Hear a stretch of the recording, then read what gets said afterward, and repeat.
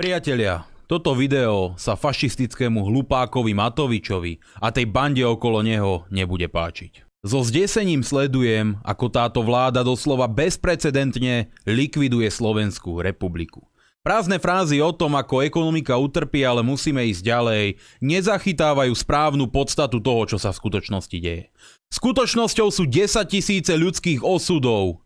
Ľudí, ktorí prišli o všetko, ktorí prichádzajú o svoje zamestnanie, ktorí prichádzajú o svoje podnikanie, živobytie, strechu nad hlavou, rodín, ktoré čoskoro nebudú mať z čoho žiť. Toto je skutočný stav.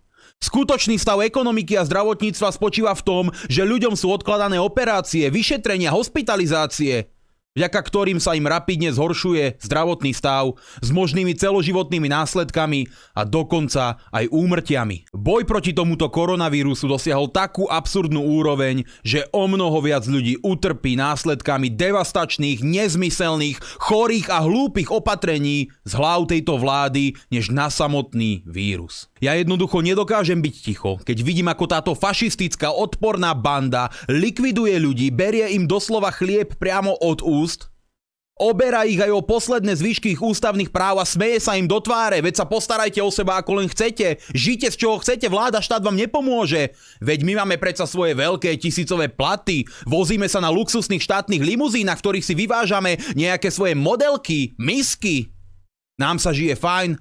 Ale o obyčajných ľudí sa nestarajú, sledujú doslova ako devastujú celý národ a je im to úplne jedno. A na toto ja sa ticho jednoducho pozerať nemôžem. Keďže v ľudovej strane Naše Slovensko bojujeme za slobodu a nechceme nechať vládu, aby pripravila ľudí aj o posledné zvyšky ich ústavných práv, nechali sme si vypracovať niekoľko nezávislých právnych analýz a právnici sa sami pozreli na posledné uznesenie vlády, na všetky opatrenia a zákazy voči obyvateľom Slovenskej republiky, ktoré z neho vyplývajú. Všetci právnici skonštatovali, že tak nekompetentná, hlúpa a arogantná vláda tu snáď ešte ani nebola. Jedna väčšia protiústavná hlúposť v tomto uznesení strieda druhú. Podľa článku 16 Ústavy Slovenskej republiky je nedotknuteľnosť osoby a jej súkromia zaručenou. Tento článok podľa judikatúry hovorí aj o tom, že každý jeden z nás má právo sám sa rozhodnúť, ako naložiť so svojím zdravím a že vláda nemôže človeka nútiť bez jeho vlastného súhlasu absolvovať akýkoľvek lekársky zákrok. To znamená, že ak vláda chce plošne testovať svojich obyvateľov, môže tak urobiť výslovne na báze dobrovoľnosti. Nikomu z obyvateľov Slovenskej republiky nesmie prikázať zúčastniť sa testu alebo ho sankcionovať za to, že takýto test neabsolvuje, pretože by to bolo priamo v rozpore s ústavou Slovenskej republiky. Vláda síce na základe ústavného zákona o bezpečnosti štátu môže v prípade núdzového stavu nariadiť zákaz vychádzania alebo zákaz vstupu na určité miesto, tieto opatrenia sú však všeobecného charakteru. Neexistujú v tomto zákone žiadne podmienky, ktoré by oprávňovali vládu nariadiť obyvateľom Slovenskej republiky, že bez preukázania sa nejakým negatívnym testom alebo bez nejakého lekárskeho zákroku, ako je napríklad test na COVID-19, nebudú môcť vychádzať po určitý čas z domu. Takéto opatrenie je jednoducho protiústavné. Ak by toto chceli nariadiť, museli by najprv novelizovať ústavný zákon o bezpečnosti štátu a toto sa neudialo. To znamená, že žiadna karanténa pre ľudí, ktorí neabsolvujú tieto nezmyselné testy, neprichádza v úvahu. Ak vám Igor Matovič niekde na tlačových konferenciách hovorí,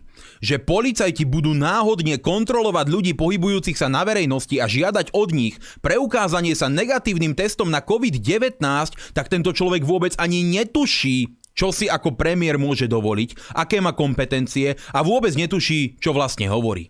Žiaden policajt ani úrad verejného zdravotníctva nemá kompetenciu náhodne zastaviť človeka a žiadať od neho informácie o jeho zdravotnom stave.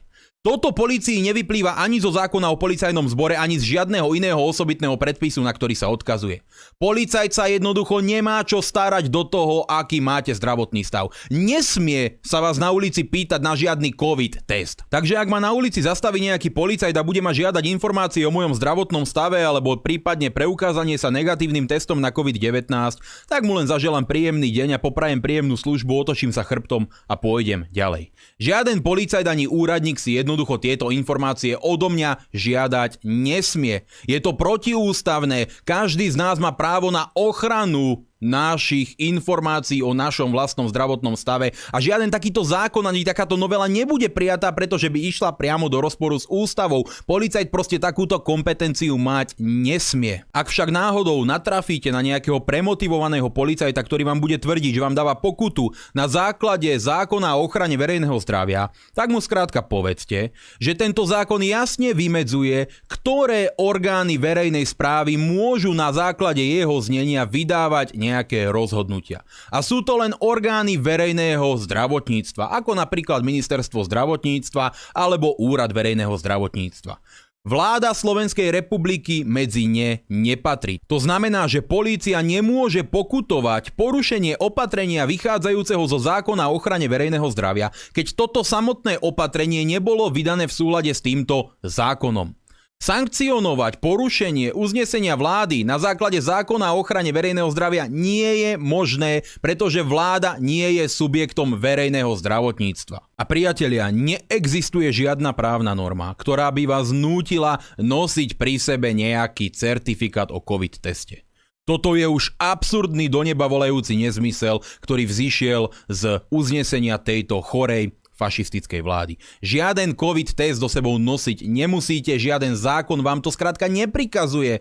To je prostý, holý fakt. A tiež by som sa chcel vyjadriť k niektorým, nazvime to, premotivovaným zamestnávateľom, ktorí posielajú svojim zamestnancom listy o tom, ako keď sa nezúčastnia tohto protiústavne nariadeného celoplošného testovania, že ich jednoducho vyhodia z práce, aby si uvedomili, že to, čo činia, je trestný čin nátlaku.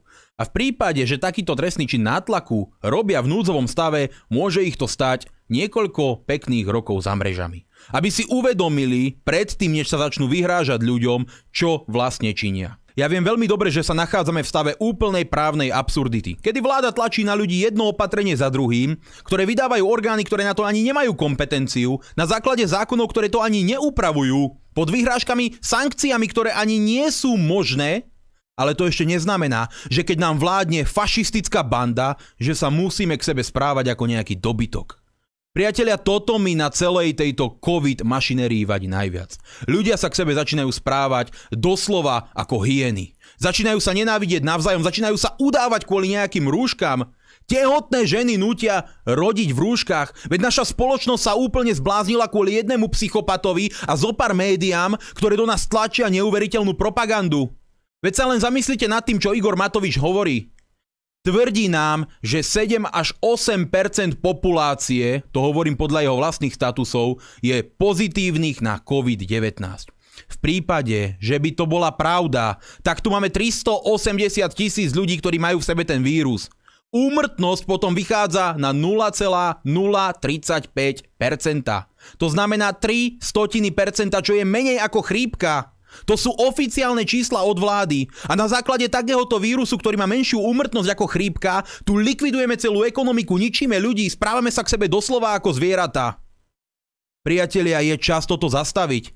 A keď vidíme, že vláda je odtrhnutá od reality, keď vidíme, že slúži nejakým iným cudzím záujmom a že nemá záujem pomáhať obyvateľom Slovenskej republiky a pracovať pre ich blaho, tak sa začneme aspoň my k sebe správať lepšie a začneme túto vládu ignorovať.